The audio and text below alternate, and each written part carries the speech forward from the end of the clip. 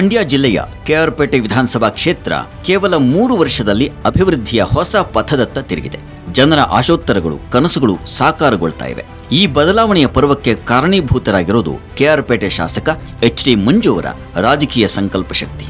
ಮೊದಲ ಬಾರಿ ಶಾಸಕರಾದರೂ ತಮ್ಮ ಕೆಲಸ, ಜನರೊಂದಿಗಿನ ತಮ್ಮ ಒಡನಾಟ, ಸ್ಪಂದನೆಯಿಂದಾಗಿ ತಮ್ಮ ಕ್ಷೇತ್ರದಲ್ಲಿ ಜನಜನಿತರಾಗಿದ್ದಾರೆ.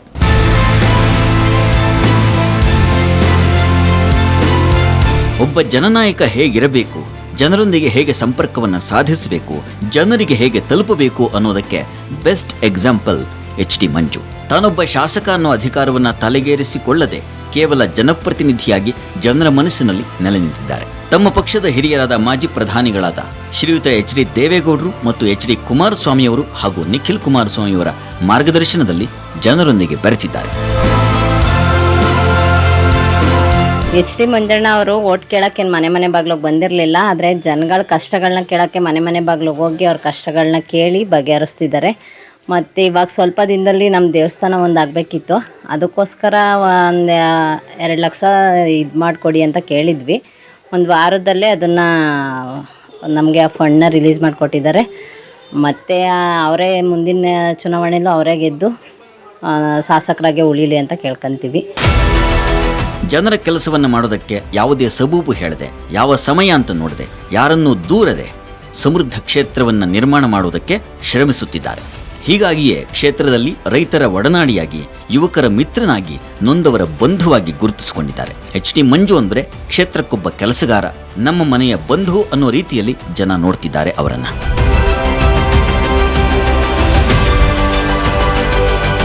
ನಮಗೆಲ್ಲ ವಯಸ್ಸು 70 ವರ್ಷ. ಇಂಥ MLA ಸಾಹೇಬ್ರನ್ನ ನಾನು ಹಿಂದೂ ಮುಂದೆ ಎಲ್ಲೂ ಯಾವ ಜನ ನೋಡಿತ್ತಿಲ್ಲ. ನಮಗೆ ಸಹಕಾರ ಮಾಡಿದ್ರೆ ಗಂಡು ಅಂದರೆ ಅವರು ಎಚ್.ಡಿ. ಮಂಜಣ್ಣವರು. ನಮ್ಮ ಖರಾಬ್ ಬಾರೆ ಜಮೀನಿಗೂ ಯಾವ ಕಷ್ಟ ಸುಖ ಆಗಲಿ, ಈ ಪೊಲೀಸೇ ಜೀಪೆಲ್ಲ ಬಂದು ನಮ್ಮನ್ನು ನೋಡ್ಕೊಂಡು ಹೋಗುವಾಗ, ಸ್ಟ್ರೈಕ್ ಮಾಡಿದಾಗ ಕಿಕ್ಕೇರಿ ಸ್ಟೇಷನ್ ಮುಂದೆ ನಿಂತ್ಕೊಂಡು ಭಾಳ ಶಕ್ತಿಯಿಂದ ಬಂದು ನಮ್ಮನ್ನು ಹೆಂಗಸರು ಮಕ್ಕಳನ್ನು ಕರ್ಕೊಂಡು ಹೋರಾಟ ಮಾಡಿ ಕೆಚ್ಚಿನಂತವ ನೀವು ಹೋದ್ರೆ ನಾವು ಜೈಲಿಗೆ ಬರ್ತೀನಿ, ನಾನು ರೈತರು ಕೊಟ್ಟು ಬರ್ತೀನಿ ಅಂತವ ದಕ್ಷತ್ಕಾರದಿಂದ ಮಾಡಿ ಬೆಂಗಳೂರು ವಿಧಾನಸೌಧ ಗಂಟ್ಲು ಬಂದು ಕೃಷ್ಣ ಬೈರೇಗೌಡರ ಮನೆ ಬಂದು ಅಲ್ಲೂ ನಮಗೆ ಸಹಕಾರ ಕೊಟ್ಟು, ಅಲ್ಲೂ ಬೇಕೇ ಬೇಕು, ಜಮೀನೇ ಬೇಕು ಇವರಿಗೆ, ರೈತರಿಗೆ, ನನ್ನ ರೈತರಿಗೆ ಬೇಕೇ ಬೇಕು, ನನ್ನ ತಾಲೂಕಿನ ರೈತರಿಗೆ ಬೇಕೇ ಬೇಕು ಅಂತ ಹಠ ಮಾಡ್ಯಾರ ಮಂಜಣ್ಣವರು. ಅದಕ್ಕಿಂತವ ಯಾವ MLA ನಾನು 50 ವರ್ಷದ ನೋಡಿದ್ದೀನಿ. ಇಂಥ ದಕ್ಷ ಆಡಳಿತ ಅಧಿಕಾರಿ MLA ಅವರು ಇನ್ಯಾರೂ ನಾನು ನೋಡಿಲ್ಲ. ತಮ್ಮ ಸರ್ಕಾರವಿಲ್ಲದೇ ಇದ್ದರೂ ಎಚ್.ಡಿ. ಮಂಜು ಅವರು ಕ್ಷೇತ್ರದ ಅಭಿವೃದ್ಧಿಯ ವಿಚಾರದಲ್ಲಿ ಹಿಂದೆ ಬಿದ್ದಿಲ್ಲ. ನಿರಂತರವಾಗಿ ಸರ್ಕಾರದ ಜೊತೆ ಸಮನ್ವಯವನ್ನು ಸಾಧಿಸಿ, ಅಧಿಕಾರಿಗಳನ್ನು ವಿಶ್ವಾಸಕ್ಕೆ ತೆಗೆದುಕೊಂಡು ವಿವಿಧ ಇಲಾಖೆಗಳ ಮಂತ್ರಿಗಳೊಡನೆ ಚರ್ಚಿಸಿ ಇಲ್ಲಿನ ಜನರ ಸಮಸ್ಯೆಗಳನ್ನು ಅವರಿಗೆ ಮನಮುಟ್ಟುವಂತೆ ತಿಳಿಸಿ ಅನುದಾನವನ್ನು ತರುತ್ತಿದ್ದಾರೆ.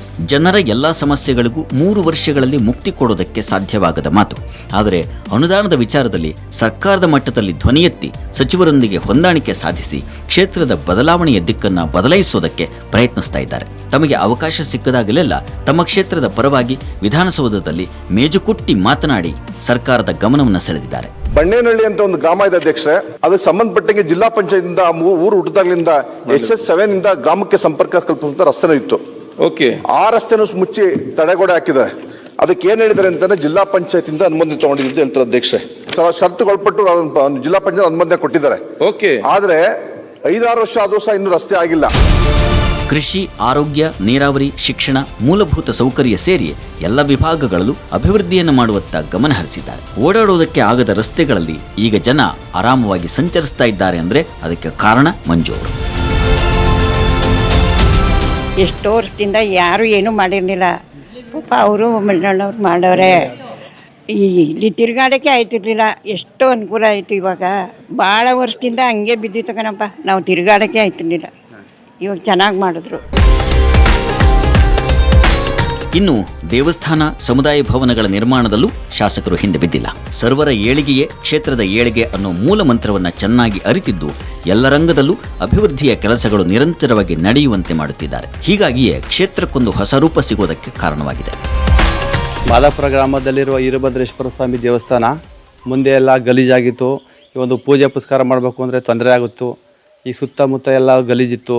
ಈಗ ನಮ್ಮ ಜನಪ್ರಿಯ ಶಾಸಕರಾದ ಮಂಜಣ್ಣವ್ರ ಗಮನಕ್ಕೆ ತಂದು, ಈ ಆಮೇಲೆ ನಮ್ಮ ಮಾದಾಪುರ ಧರ್ಮರಾಜ ಗ್ರಾಮಕ್ಕೆ ತಂದ ತಕ್ಷಣ ಅವರೇ ಬಂದು ಸುತ್ತಮುತ್ತ ಎಲ್ಲ ಕಾಂಕ್ರೀಟ್ ವ್ಯವಸ್ಥೆ ಎಲ್ಲ ಮಾಡಿಕೊಟ್ಟಿದ್ದಾರೆ, ಸುತ್ತ ಸೀಟ್ ವ್ಯವಸ್ಥೆ ಎಲ್ಲ ಮಾಡಿಕೊಟ್ಟಿದ್ದಾರೆ. ನಮಗೆ ಇವಾಗ ಈಗ ತುಂಬ ಊಟ ತಿಂಡಿಗೆ ಮತ್ತು ಜನಗಳ್ಯಾರು ಬಂದರೆ ವ್ಯವಸ್ಥೆ ಇಲ್ಲದ ಕಾರಣ ಚಿಕ್ಕದೊಂದು ಚೌಟ್ರಿ ಮಾಡಿಕೊಡ್ತೀವಿ ಅಂತ ಅವರೇ ಬಂದು ಸದಾ ಮಾಡಿಕೊಡ್ತಿದ್ದಾರೆ. ನಮಗೇನಪ್ಪ ಅಂತಂದರೆ ಒಂದು ಕಾರ್ತಿಕ ಪೂಜೆಯಲ್ಲೆಲ್ಲ ತೊಂದರೆ ಆಗ್ತಿತ್ತು, ಸುತ್ತ ಎಲ್ಲ ನೀಟಾಗಿ ಕಾಂಕ್ರೀಟ್ ಹಾಕ್ಕೊಟ್ಟಿದ್ದಾರೆ. ನಮಗೆ 2028ಗೂ ಕೂಡ ಇವರೇ MLA ಆಗಬೇಕು, ನಮ್ಮ ಸುತ್ತಮುತ್ತ ಕಾಂಪೌಂಡ್ ವ್ಯವಸ್ಥೆ ಎಲ್ಲ ಮಾಡಿಕೊಡ್ತೀವಿ ಒಪ್ಕೊಂಡಿದ್ದಾರೆ. ಅವ್ರಿಗೆ ನಮ್ಮ ವೀರಭದ್ರೇಶ್ವರ ಸ್ವಾಮಿ ದೇವಸ್ಥಾನ ಕಡೆಯಿಂದ, ನಾವು ವೀರಶೈವರ ಕಡೆಯಿಂದ ಧನ್ಯವಾದಗಳು ಅಣ್ಣ. ಒಂದು ಕಾಲದಲ್ಲಿ KR ಪೇಟೆ ಶಿಕ್ಷಣದ ವಿಷಯದಲ್ಲಿ ಮಂಡ್ಯ ಜಿಲ್ಲೆಯಲ್ಲಿ ಹಿಂದುಳಿದಿತ್ತು. ಈ ಅಂಶವನ್ನು ಮನಗಂಡು ಶಿಕ್ಷಣ ತಜ್ಞರು, ಶಿಕ್ಷಣಾಧಿಕಾರಿಗಳು, ಶಿಕ್ಷಕರನ್ನ ಸೇರಿಸಿ ಸಭೆಯನ್ನು ನಡೆಸಿ ನಿರಂತರ ಅವರಿಗೆ ಮಾರ್ಗದರ್ಶನ ಮಾಡಿ ಈ ಬಾರಿ ಜಿಲ್ಲೆಯಲ್ಲೇ 2ನೇ ಸ್ಥಾನ ಬರುವ ಮೂಲಕ ಮನಸ್ಸಿದ್ದರೆ ಮಾರ್ಗ ಅನ್ನೋದನ್ನು ತೋರಿಸಿಕೊಟ್ಟಿದ್ದಾರೆ. ಕೃಷ್ಣರಾಜಪೇಟೆ ತಾಲೂಕು ಶೈಕ್ಷಣಿಕವಾಗಿ 25-26ನೇ ಸಾಲಿನಲ್ಲಿ ಉತ್ತಮ ಫಲಿತಾಂಶವನ್ನು ನೀಡಿದೆ.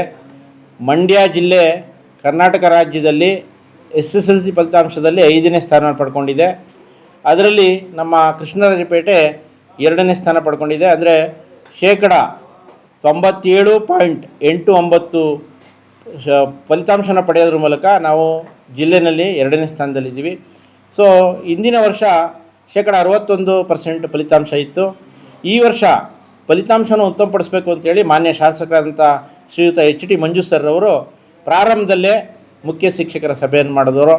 ಪ್ರತಿ ಶಾಲೆಯಲ್ಲೂ ಕ್ರಿಯಾಯೋಜನೆಯನ್ನು ಮಾಡಿಸಿ SSLC ಫಲಿತಾಂಶವನ್ನು ನಮ್ಮ ತಾಲೂಕಿನಲ್ಲಿ ಉತ್ತಮಪಡಿಸಲೇಬೇಕು ಅನ್ನೋ ದೃಷ್ಟಿಯಿಂದ ಪ್ರತಿ ಮಾಸಿಕ ಸಭೆಗಳನ್ನು ನಡೆಸಿ ಪ್ರತಿ ಶಾಲೆಯನ್ನು ಸಹ ರಿವ್ಯೂ ಮಾಡಿ ಮುಖ್ಯ ಶಿಕ್ಷಕರು ಶೈಕ್ಷಣಿಕವಾಗಿ ಏನೆಲ್ಲ ಕಾರ್ಯಕ್ರಮ ಹಮ್ಮಿಕೊಳ್ತಾ ಇದ್ದಾರೆ, ಪ್ರಗತಿ ಹೇಗಿದೆ, ಮಕ್ಕಳ ಕಲಿಕೆ ಹೇಗಿದೆ ಅನ್ನೋದನ್ನೆಲ್ಲವೂ ಪ್ರತಿ ತಿಂಗಳು ಪರಾಮರ್ಶೆಗೊಳಪಡಿಸಿ ಫಲಿತಾಂಶವನ್ನು ಉತ್ತಮಪಡಿಸೋದ್ರಲ್ಲಿ ಮಾನ್ಯ ಶಾಸಕರು ಸಕ್ರಿಯವಾಗಿ ತೊಡಗಿಸಿಕೊಂಡಿದ್ದರು. ಹಾಗೆ ಮಕ್ಕಳಲ್ಲಿ ಜಾಗೃತಿನ ಮೂಡಿಸಲಿಕ್ಕೆ ಮತ್ತು ಪರೀಕ್ಷಾ ಭಯವನ್ನು ಹೋಗಲಾಡಿಸೋಕ್ಕೋಸ್ಕರ ಫೋನಿನ ಕಾರ್ಯಕ್ರಮವನ್ನು ನಡೆಸೋದ್ರ ಮೂಲಕ ಮಕ್ಕಳಲ್ಲೂ ಸಹ ಪರೀಕ್ಷೆ ಒಂದು ಹಬ್ಬ ಆಚರಿಸಿ ಅನ್ನೋ ದೃಷ್ಟಿಕೋನ ಮೂಡಿಸೋದ್ರ ಬಗ್ಗೆ ಮಾನ್ಯ ಶಾಸಕರು ಕಾರ್ಯೋನ್ಮುಖರಾದರು. ಸೊ ಈ ಸಂಬಂಧ ನಾವು ನಮ್ಮ ತಾಲೂಕಿನ ಪರವಾಗಿ ಮಾನ್ಯ ಶಾಸಕರಾದಂಥ ಶ್ರೀಯುತ HT ಮಂಜು ಸರ್ ಅವರಿಗೆ ನಾನು ಧನ್ಯವಾದಗಳನ್ನು ಅರ್ಪಿಸ್ತೀನಿ. ಮಕ್ಕಳಿಗೆ ಓದಿ ಅಂತ ಒತ್ತಡವನ್ನು ಹೇರೋ ಬದಲು ಅವರಿಗೆ ಓದಲು ಪೂರಕವಾದ ವಾತಾವರಣ ನಿರ್ಮಾಣ ಮಾಡಿಕೊಡಬೇಕು, ಇದು ಶಾಸಕರ ಆಶಯ.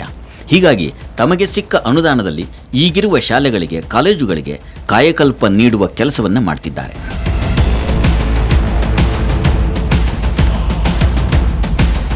ಸರ್ಕಾರಿ ಪದವಿ ಪೂರ್ವ ಕಾಲೇಜು KPS ಕಿಕ್ಕೇರಿ.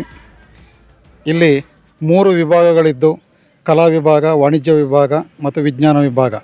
ಈ 3 ವಿಭಾಗಗಳಿಗೆ ಕೊಠಡಿಗಳ ಸಮಸ್ಯೆ ಇತ್ತು. ಹಾಗಾಗಿ ಶಾಸಕರ ಒಂದು ನೇತೃತ್ವದಲ್ಲಿ, ಅದರಲ್ಲೂ HT ಮಂಜಣ್ಣರವರ ನೇತೃತ್ವದಲ್ಲಿ ನಮಗೆ 3 ಕೊಠಡಿಗಳು ನಿರ್ಮಾಣ ಆಗಿದ್ದಾವೆ. ಈಗ ನಮಗೆ ತುಂಬ ಅನುಕೂಲ ಆಗಿದೆ. ಹಾಗಾಗಿ ನಮ್ಮ ಕಲಾ ವಿಭಾಗ ಮತ್ತು ವಾಣಿಜ್ಯ ವಿಭಾಗ ಮತ್ತು ವಿಜ್ಞಾನ ವಿಭಾಗ ನಡೆಸೋಕ್ಕೆ ತುಂಬ ಅನುಕೂಲಕರವಾಗಿದೆ. ಜೊತೆಗೆ ನಮಗೆ ವಿಜ್ಞಾನ ವಿಭಾಗಕ್ಕೆ ಹೈಟೆಕ್ ಲ್ಯಾಬು ಶಾಂಕ್ಷನ್ ಆಗಿದೆ. ಇದು ಇಲಾಖೆ ನಿರ್ದೇಶನದ ಮೇರೆಗೆ ನಮಗೆ ಈ ಒಂದು ಹೈಟೆಕ್ ಲ್ಯಾಬ್ಗಳನ್ನು ಮಾಡಿಸ್ಕೊಟ್ಟಿದ್ದಾರೆ. ಇದಕ್ಕೆ 1,70,00,000 ಖರ್ಚಾಗ್ತಾಯಿದೆ. ಅಂದರೆ ಹೈಟೆಕ್ ಲ್ಯಾಬ್ ಅಂತಂತಂದರೆ ಇಲ್ಲಿ KR ಪೇಟೆಯಲ್ಲಿ ಎಲ್ಲೂ ಇಲ್ಲದಂಥ ಒಂದು ಲ್ಯಾಬು ಹೈಟೆಕ್ ಆಗಿ ನಿರ್ಮಾಣ ಆಗ್ತಿರೋದ್ರಿಂದ ನಮಗೆ ಖುಷಿ ಆಗ್ತಾಯಿದೆ. ಇದಕ್ಕೆಲ್ಲ ಕಾರಣ ಅಂತಂತಂದರೆ ನಮ್ಮ KR ಪೇಟೆ ಶಾಸಕರಾದಂಥ ಮಂಜಣ್ಣವರ ಒಂದು ನೇತೃತ್ವದಲ್ಲಿ ಈ ಕಾರ್ಯ ನಡೀತಿದೆ. ಅವರಿಗೆ ನಮ್ಮ ಉಪನ್ಯಾಸಕರು ಮತ್ತು ಹಾಗೂ ನಮ್ಮ STMC ಅಧ್ಯಕ್ಷರು ಹಾಗೂ ಎಲ್ಲ ಶಿಕ್ಷಕರು ಹಾಗೂ ಎಲ್ಲ ಮುಖ್ಯಸ್ಥರ ಪರವಾಗಿ ನಾನು ಅವರಿಗೆ ಅಭಿನಂದನೆಯನ್ನು ಸಲ್ಲಿಸ್ತಿದ್ದೇನೆ. ಅವನ ಹೃದಯ, ಅವನ ಮನಸ್ಸಿದೆಯಲ್ಲ, ಮಂಜಣ್ಣ ಮನಸ್ಸು, ಅವ್ರ ಮನಸ್ಸಿಗೆ ನಾವು ಬೆಲೆ ಕಟ್ಟೋಕ್ಕಾಗಲ್ಲ. ನಮ್ಗೆ 64 ವರ್ಷ ವಯಸ್ಸಾಗಿದೆ. ಅನ್ನೋರು ಚಿಕ್ಕ ವಯಸ್ಸಾದರೂ ಅಣ್ಣ ಅಂತ ಯಾಕಂತೀವಿ ಅಂದರೆ ಅವರು ಅಷ್ಟು ನಮಗೆ ಅನುಕೂಲ ಮಾಡ್ತಾರೆ. ಅವರು ವಿಧಾನಸೌಧದಲ್ಲಿ ಕೆಲಸ ಮಾಡ್ತಿರು ಸರ್. ಕೆಲಸ ಮಾಡಬೇಕಾದ್ರೆ ಅಣ್ಣ ನೀನು ಚೆನ್ನಾಗಿರೋ, ಇಲ್ಲಿ ಊರಿಗೆ ಬರಬೇಡ ರಾಜಕಾರಣಕ್ಕೆ ಅಂದೆ. ಕೃಷ್ಣಪ್ಪ ಭಗವಂತನ ನಮ್ಮ ಕಾಲ ಭೈರವನ ಸತ್ಯ ಮಾಡಿ ಹೇಳ್ತಿದ್ದೀನಿ, ನನ್ನ ಹೆಂಡತಿ ಮಕ್ಕಳು ಚೆನ್ನಾಗಿರ್ಬೋದು, ನನಗೆ ಜನ ಸಹಾಯ ಮಾಡಬೇಕು, ಜನಗೆ ಉಪಕಾರ ಮಾಡಬೇಕು ಅನ್ನೋ ಆಸೆ ಇದೆ ಕಣ್ರಿ. ನಾನು ರಾಜೀನಾಮೆ ಕೊಟ್ಟು ಬರ್ತೀನಿ ಕಣ್ರಿ ಕೃಷ್ಣಪ್ಪ ಅಂದರು. ನನ್ನ ಹೆಸರು ಕೃಷ್ಣಪ್ಪ ಅಂತ. ಅಂದರೆ ನಿನ್ನಿಷ್ಟ ಬಣ್ಣ ಅಂದು. ಎಂಥ ಟೈಮ್ ಇಲ್ಲಾರು ಸರ್ ನಮಗೆ ಒಂದು ಫೋನ್ ಹಾಕೋರು ಫೋನ್ ಎತ್ತಾರೆ. ಸರ್ ಇಷ್ಟು ಎಂತೆಂಥ ಘಟನೆಗಳು ಹೋಗಿದ್ದಾರೋ ಈ ಸೊಸೈಟಿಲಿ. ಈ ಸೊಸೈಟಿ ಬಗ್ಗೆ ಸೊಸೈಟಿ ಗುಂಟುಪ್ಪಾಗಿ ಖಾತೆ ಆಗಿರಲ್ಲ ಸರ್. ಅವರು ಜಿಲ್ಲಾ ಪಂಚಾಯತ್ ನಂಬರ್ ಆದಮೇಲೆ ಈ ಸೊಸೈಟಿನ ಖಾತೆ ಮಾಡಿಸಿದ್ರು. ನಮ್ಮೂರು ಡೈರಿ ಸರ್, ಅವರು ಒಂದು ಸಲ 30ನೇ ವರ್ಷದಲ್ಲಿ ಪುಟಾಣಿಯರು ಗೆದ್ದಿದ್ರು. ಆವಾಗ ನಾವು ಡೈರಿ ಕಟ್ಟಬೇಕಾದ್ರೆ ಒಂದು 80,000 ರೂಪಾಯಿ ಅಲ್ಲಿಂದ ಕಾಡ ಆಫೀಸಿಂದ ದುಡ್ಡು ತಗೊಂಬಂದ್ರು ಸರ್ ಪುಟಾಣಿಯರ ಕಡೆಯಿಂದ. ಅವಾಗ ಬಂದು ಉದ್ಘಾಟನೆ ಮಾಡಿ ಡೈರಿ ಕಟ್ಟೋದು ಸರ್. ಅದು ಇವಾಗ ದೊಡ್ಡ ಡೈರಿಯಾಗಿ ಬೆಳೆದಿದೆ ಸರ್. ನಮ್ಮೂರಿನಲ್ಲಿ ಒಳ್ಳೆ ಕೆಲಸ ಮಾಡ್ತಾರೆ ಮಂಜಣ್ಣ. ಆಮೇಲೆ ಇದು ಸರ್ ಈ ಸ್ಕೂಲು, ಸ್ವಂತ ಸ್ಕೂಲು, ಇಲ್ಲಿ ನಮ್ಮೂರು ಸ್ಕೂಲ್ ಮುಚ್ಚೋಗುತ್ತಲ್ಲ ಅನ್ಕೋಸ್ಕರ ಅವ್ರ ಸ್ಕೂಲ್ನ ಮುಚ್ಚಿಬಿಟ್ಟು ಅಲ್ಲಿ ಮಕ್ಕಳು ತಂದು ಸರ್ ಇಲ್ಲಿ ಸ್ಕೂಲ್ ನಡೆಸ್ತಾ ಇದ್ದಾರೆ.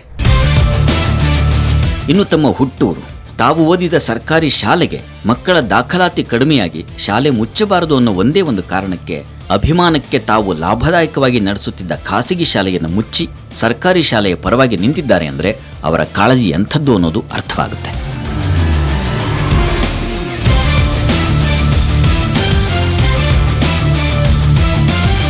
ಸರ್ಕಾರಿ ಶಾಲೆಗಳನ್ನು ಉತ್ತಮ ಮಾಡಬೇಕು, ಬಲಗೊಳಿಸಬೇಕು ಅನ್ನೋ ದೃಷ್ಟಿಯಿಂದ ನೀತಿಮಂಗಲದಲ್ಲಿದ್ದಂಥ ಅವರ ಖಾಸಗಿ ಶಾಲೆಯನ್ನು ಮುಚ್ಚಿ ಹರಳಳ್ಳಿನಲ್ಲಿ ಅವರೇ ಅಭ್ಯಾಸ ಮಾಡಿದಂಥ ಶಾಲೆಯನ್ನು ಮುಚ್ಚೋಗಿದ್ದಂಥ ಶಾಲೆಯನ್ನು ತೆರೆದರು. ಆ ಶಾಲೆಯಲ್ಲಿ ಇವತ್ತು 38 ಮಕ್ಕಳು ಅಭ್ಯಾಸ ಮಾಡ್ತಾ ಇದ್ದಾರೆ. ಸೊ ಸ್ವತಃ ತಾವು ನಡೆಸ್ತಾ ಇದ್ದಂಥ ಖಾಸಗಿ ಶಾಲೆಯನ್ನು ಮುಚ್ಚಿ ಸರ್ಕಾರಿ ಶಾಲೆಯನ್ನು ಬಲವರ್ಧನೆಗೊಳಿಸಲಿಕ್ಕೆ ಸಹಕಾರ ಕೊಟ್ಟಂಥ ಮಾನ್ಯ ಶಾಸಕರಿಗೆ ನಾವು ಈ ಸಂದರ್ಭದಲ್ಲಿ ಧನ್ಯವಾದ ಅರ್ಪಿಸ್ತೀವಿ. ಕೃಷಿ ಮತ್ತು ರೈತರ ವಿಚಾರ ಬಂದಾಗ ರೈತರ ಮಗನಾಗಿ ಎಚ್.ಡಿ. ಮಂಜು ಅವರು ಸದಾ ಜನರ ಸೇವೆಗೆ ನಿಂತಿರುತ್ತಾರೆ. ಹೀಗಾಗಿಯೇ ಕೆರೆಗಳಿಗೆ ನವಕಾಯಕಲ್ಪ ಮತ್ತು ಏತ ನೀರಾವರಿ ಯೋಜನೆಗಳಿಗೆ ಹೊಸ ವೇಗ ಸಿಕ್ಕಿದೆ. ನೀರಾವರಿ ಮತ್ತು ಅರೆ ನೀರಾವರಿ ಕ್ಷೇತ್ರವಾಗಿರುವುದರಿಂದ ರೈತರು ಮತ್ತು ನೀರಾವರಿ ವಿಷಯದಲ್ಲಿ ಶಾಸಕರದ್ದು ವಿಶೇಷ ಮುತುವರ್ಜಿ. ಕೇರಪೇಟೆ ಐಚನಹಳ್ಳಿ ಏತ ನೀರಾವರಿ ಯೋಜನೆಯಲ್ಲಿ ಕೈಬಿಟ್ಟು ಹೋಗಿದ್ದ 64 ಕೆರೆಗಳಿಗೆ ಒಟ್ಟು 27 ಕೋಟಿ ರೂಪಾಯಿ ವೆಚ್ಚದ ಅನುದಾನ ಬಿಡುಗಡೆಗೊಳಿಸಲು ಕ್ರಮ ವಹಿಸಿದ್ದಾರೆ. ನಮ್ಮ ಯುವಕರಿರ್ಬೋದು, ವಯಸ್ಸಾದರಿರ್ಬೋದು, ವಯೋವೃದ್ಧರಿರ್ಬೋದು, ಎಲ್ಲರನ್ನೂ ಸಹ ಪ್ರೀತಿಯಿಂದ ಕಾಣ್ತಕ್ಕಂಥ ಒಂದು ಮನೋಭಾವವನ್ನು ಇಟ್ಕೊಂಡಿರ್ತಕ್ಕಂಥ ದಕ್ಷ ಆಡಳಿತಗಾರ ಅಂತ ಹೇಳ್ತೀವಿ ನಾವು. ಮಂಜಣ್ಣವ್ರ ಬಗ್ಗೆ ತಮಾಷೆಯಾಗಿ ಹೇಳ್ತಾ ಇಲ್ಲ, ಇದನ್ನು ವಾಸ್ತವತೆಯಿಂದ ಹೇಳ್ತಾ ಇದ್ದೀನಿ. ಅಂಥ ಒಬ್ಬ ದಕ್ಷ ರಾಜಕಾರಣಿ ನಮ್ಮ ಕೇರಪೇಟೆ ತಾಲೂಕಲ್ಲಿ ಸಿಕ್ಕಿರೋದು ನಮ್ಮ ತಾಲೂಕಿನ ಪುಣ್ಯ ಅಂತ ನಾನು ಹೇಳ್ತೀನಿ. ವಿಧಾನಸೌಧದಲ್ಲಿ ಚರ್ಚೆ ಮಾಡಿ ಇವತ್ತು ಟೇಬಲ್ ಕೊಟ್ಟು ನಮಗೆ ಬರ್ತಕ್ಕಂಥ ಸಿಕ್ಕಂಥ ಅನುದಾನನ ನಮ್ಮ ಒಂದು ಈ ತಾಲೂಕಿಗೆ ತಂದು ಪ್ರತಿಯೊಬ್ಬರಿಗೂ ಏನು ಯಾವ ಗ್ರಾಮಕ್ಕೆ ಏನೇನು ಆಗಬೇಕು ಅನ್ನೋದನ್ನು ಹೋರಾಟ ಮಾಡ್ಕೊಂಡು ದಿನದಲ್ಲಿ 16 ಗಂಟೆ ಜನಸೇವೆಯನ್ನು ಮಾಡ್ತಕ್ಕಂಥ ರಾಜಕಾರಣಿ ಅಂತ ಹೇಳ್ತಾ ಅವ್ರ ಬಗ್ಗೆ ನಾನು ಭಾಳ ಹೆಮ್ಮೆಯಿಂದ ಹೇಳ್ತಾ ಇದ್ದೆ. ಕುಂದೂರು ಅಘಾಲಯ ರಸ್ತೆ, ಬೂಕನಕೆರೆ ಮಾಚಗೋನಹಳ್ಳಿ ರಸ್ತೆ, ಅರೆಬೊಪ್ಪನಹಳ್ಳಿ ಬ್ಯಾಲದಕೆರೆ ಮಾರ್ಗ ರಸ್ತೆ ಅಭಿವೃದ್ಧಿ, ಹರಿಹರಪುರದಿಂದ ಲಿಂಗಾಪುರ ರಸ್ತೆ ಅಭಿವೃದ್ಧಿ, ಕಿಕ್ಕೇರಿ ಮುಖ್ಯ ರಸ್ತೆಯಿಂದ ಗೋಂದಿಹಳ್ಳಿವರೆಗೂ ಹಾಗೂ ಕಿಕ್ಕೇರಿ ಮುಖ್ಯ ರಸ್ತೆಯಿಂದ ಐಕನಹಳ್ಳಿ ಮುಖ್ಯ ರಸ್ತೆ ಅಭಿವೃದ್ಧಿ, ಬೆಂಗಳೂರು ಜಲಸೂರು ರಾಜ್ಯ ಹೆದ್ದಾರಿ 85ರಿಂದ ಕತ್ತರಘಟ್ಟ ಮಾರ್ಗ ಹೇಮಗಿರಿ ಸೇರುವ ರಸ್ತೆ, ತೆಂಡೇಕೆರೆಯಿಂದ ಮೇಲುಕೋಟೆಗೆ ಸೇರುವ ರಸ್ತೆಗಳನ್ನು ಅಭಿವೃದ್ಧಿಪಡಿಸಲಾಗಿದೆ. ಇದು ಕೇವಲ ಉದಾಹರಣೆಯಷ್ಟೇ. ಇಂಥ ನೂರಾರು ಅಭಿವೃದ್ಧಿ ಕಾರ್ಯಗಳಿಗೆ ನೆರವಾಗಿದ್ದಾರೆ. ಅಂಗವಿಕಲರಿಗೆ 4 ಚಕ್ರದ ವಾಹನ ವಿತರಣೆ ಮಾಡಿ ಅವರ ಬದುಕುಗಳಿಗೆ ಊರುಗೋಲಾಗಿದ್ದಾರೆ. ನಮ್ಮ ಎಮ್.ಎಲ್.ಎ. ಮಂಜಣ್ಣಣ್ಣ ನಾವು ಕೇಳ್ಕೊಂಡಿದ್ದ ಗಾಡಿ ಕೊಡಿ ಅಂತ ಓಡಿಸಿದಾರಣ್ಣ. 70 ಗಾಡಿ ಅಣ್ಣ. ಇಲ್ಲಿವರೆಗೂ ಬೇಕಾದಂಗೆ ಸಹಾಯ ಮಾಡಿದಾರಣ್ಣ. ನಮ್ಮ ಕುಮಾರಣ್ಣನೇ ಮುಂದಕ್ಕೆ ಬರಬೇಕು ಅಂತ ನಮ್ಮ ಆಸೆ. ರೈತರು ಸಾಲ ಮನ್ನಾ ಮಾಡಿದ್ದಾರೆ. ಅವರಂತೆ ಮುಂದಕ್ಕಿಂತ ಸಿಗೋದಿಲ್ಲ. ನಮ್ಮ ಆಸೆ ಏನಪ್ಪ ಅಂತಂದರೆ ಮುಂದಕ್ಕೆ 28ಕ್ಕೆ ನಮ್ಮ ಕುಮಾರಣ್ಣನೇ CM ಆಗಬೇಕು ಅಂತ ನಮ್ಮ ಕಾಳಜಿ. ಬೇಕಾದಂಗೆ ಹಳ್ಳಿ ಮಂಜಣ್ಣ ಎಲ್ಲ ಬೇಕಾದಂಗೆ ನಮಗೆ ಸವಲತ್ತುಗಳೆಲ್ಲ ಮಾಡಿದ್ದಾರೆ. ಇದ್ರ ಮೇಲೆ ಅಣ್ಣ ನಮ್ಮ ರೈತರಿಗೆ ಏನಪ್ಪ ಅಂತಂತಂದರೆ ಇಂಥವ್ರು ಇನ್ನೂ ಮುಂದಕ್ಕೆ ಬರಬೇಕು ಅನ್ನೋದೇ ನಮ್ಮ ಆಸೆ ಅಣ್ಣ. ಈಗ ನೋಡಿ ಬೇಕಾದಂಗೆ ಗಾಡಿ ಕೊಟ್ಟಿದ್ದಾರೆ. 500 ಗಾಡಿ ಗಂಟವ ಮಾರ್ಚ್ 14ರಲ್ಲಿ. ಇಂಥ MLAಗಳು ಇಂಥ ಕುಮಾರಸ್ವಾಮಿ ಅಣ್ಣ ಇನ್ನೂ ಸಿಗೋದಿಲ್ಲ ಅಣ್ಣ. ನಮಗೆ ಮುಂದಕ್ಕೆ ಇದೇ ರೀತಿ ಇದು ಮಾಡಬೇಕು ಅನ್ನೋದೇ ನಮ್ಮ ಆಸೆ ಅಣ್ಣ. ಅಷ್ಟೇ ಅಣ್ಣ. ನಾವು ಕೇಳ್ಕೊಳ್ಳೋದು ಏನಪ್ಪ ಅಂತಂದರೆ ನಮ್ಮ ಕುಮಾರಣ್ಣನೇ ಮುಂದಕ್ಕೆ ಬರಬೇಕು, ನಮ್ಮ ಹಳ್ಳಿ ಮಂಜಣ್ಣನೇ ಮುಂದಕ್ಕೆ ಬರಬೇಕು ಅನ್ನೋದು ನಮ್ಮ ಆಸೆ ಅಣ್ಣ. ತಮ್ಮ ತಾಲೂಕಿನ ಶಾಲಾ ಮಕ್ಕಳನ್ನು ವಿಧಾನಸಭೆಯ ಕಲಾಪಕ್ಕೆ ಕರೆದೊಯ್ದ ಏಕೈಕ ಶಾಸಕರು ಅನ್ನೋದು ಈ ಕ್ಷೇತ್ರದ ಹೆಮ್ಮೆ. ಪೇಪರು ಟಿವಿಲಿ ಬಿಟ್ರೆ ಇನ್ನೆಲ್ಲೂ ನಾವು ವಿಧಾನಸಭೆನ ನೋಡಿರ್ಲಿಲ್ಲ. ಆದ್ರೆ ನಮ್ಮ ಮೇಲೆ ಮಂಜಣ್ಣ ಅವರು ಎಲ್ಲ ವಿದ್ಯಾರ್ಥಿಗಳು ನೋಡ್ಲಿ ಅಂತ ಇದೆ ಫಸ್ಟ್ ಟೈಮ್ ಕರ್ಕೊಂಡು ಹೋಗ್ತಿದ್ದಾರೆ 150 ವಿದ್ಯಾರ್ಥಿಗಳನ್ನ. ಅವ್ರಿಗೆ ತುಂಬ ಹೃದಯದ ಧನ್ಯವಾದಗಳು. ಜನನಾಯಕ ಜನರ ಮಧ್ಯದಲ್ಲೇ ಇರಬೇಕು ಅನ್ನೋ ಆಶಯದಿಂದ ಬೆಳಗ್ಗೆ ತಮ್ಮ ಮನೆಯಲ್ಲಿ ಜನಸಾಮಾನ್ಯರ ಅಹವಾಲನ್ನು ಸ್ವೀಕರಿಸುವುದಕ್ಕೆ ಲಭ್ಯರಿರುತ್ತಾರೆ. ಇನ್ನು ತಾಲೂಕು ಕಚೇರಿಯಲ್ಲಿ ತಾಲೂಕಿನಲ್ಲೇ ಪ್ರಥಮ ಬಾರಿಗೆ ತಮ್ಮ ಶಾಸಕರ ಕಚೇರಿಯನ್ನು ಓಪನ್ ಮಾಡಿ ಜನರೊಂದಿಗೆ ನಿರಂತರ ಸಂಪರ್ಕ ಇಟ್ಟುಕೊಂಡಿದ್ದಾರೆ. ನಮ್ಮೂರಿಗೆ ತುಂಬ ಕೆಲಸ ಕಾರ್ಯಗಳು ಮಾಡಿಕೊಟ್ಟಿದ್ದಾರೆ. ಆಮೇಲೆ ತುಂಬ ಸರಳ ಜನ, ಒಬ್ಬ ಪ್ರಾಮಾಣಿಕ ಬಡವಾಗಿ ಮಾತಾಡ್ಸಿದ್ರು ಆ ಕೆಲಸ ಕಾರ್ಯಗಳನ್ನ ನೀಟಾಗಿ ಮಾಡಿಕೊಡ್ತಾರೆ. ನಾನು ಇವತ್ತು ಹೇಳ್ಬೇಕಂದ್ರೆ ಸತ್ಯವಾಗಿ ಹೇಳಬೇಕು ಅಂದರೆ ಬೇರೆ ಪಕ್ಷದನಾಗಿದ್ರು ನಾನು JDSನಲ್ಲಿ ಮಂಜಣ್ಣನ ಹತ್ರ ಲೆಟ್ರ್ ಬೇಕು ಅಂತ ಒಂದು ಸತಿ ಹೋದೆ. ಸುಮ್ಮನೆ ನಮ್ಮ ಒಳ್ಳೆಯವ್ರು ಕರ್ಕೋಗ್ಬೇಕಾಯ್ತು. ಆದರೂ ನಾನು ಒಬ್ಬನೇ ಹೋದೆ. ಬಾರಪ್ಪ ಕೂತ್ಕೊಳ್ಳಯ್ಯ ಟೀ ಕುಡಿಬಾ ಅಂತೇಳಿ ಲೆಟ್ರ್ ಕೊಟ್ಟರು. ನಮ್ಮ ಕೆಲಸ ಆಯಿತು. ಇನ್ನೂ ಒಂದು ಬಾರಿ ಹೋದೆ ನಮ್ಮ ಹಾಸ್ಪಿಟ್ಲ್ ವಿಚಾರದಲ್ಲಿ, ಆಗಲೂ ಕೆಲಸ ಮಾಡಿಕೊಟ್ರು. ಯಾವತ್ತೂ ಪಕ್ಷಭೇದ ಬರ್ತು ನಮಗೆ ನೀಟಾಗಿ ಕೆಲಸ ಮಾಡಿಕೊಟ್ಟಿದ್ದಾರೆ, ಸ್ಪಂದಿಸ್ತಾರೆ. ಯಾವ ಕ್ಷಣದಲ್ಲಿ ಹೋದ್ರು ಯಾವತ್ತೂ ನೀನು ಆ ಪಕ್ಷದನಪ್ಪ ಅಲ್ಲಿ ಕೂತ್ಕೋ ಇಲ್ಲಿ ಕೂತ್ಕೋ ಅಂತ ಹೇಳಲ್ಲ. ಒಳ್ಳೆ ಜನ. ಮೊದಲ ಬಾರಿ ಶಾಸಕರಾಗಿ ಯಾವುದೇ ಅನುಭವ ಇಲ್ಲದೇ ಇದ್ದರೂ 3 ವರ್ಷಗಳಲ್ಲಿ ಅವರು ಮಾಡಿರುವ ಕೆಲಸಗಳು ಯಾವ ಅನುಭವವುಳ್ಳವರಿಗೂ ಕಡಿಮೆ ಇಲ್ಲ.